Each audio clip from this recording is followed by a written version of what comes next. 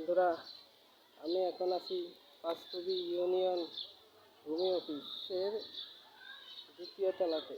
দেখুন কি সুন্দর ফুল গাছ, অনেক সুন্দর ফুল গাছ। এই যে আমি ভূমি অফিসের দ্বিতীয় তলাতে আছি এবং বড় অফিসের ছাদে। পাশাপাশি এখানে আছে আফজল খান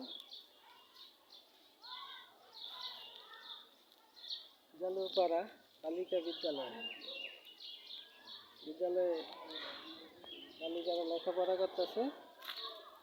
আজকে আসলাম তার জন্ম নিবন্ধন সংশোধনের জন্য বড় অফিসে এবং ভূমি অফিসে।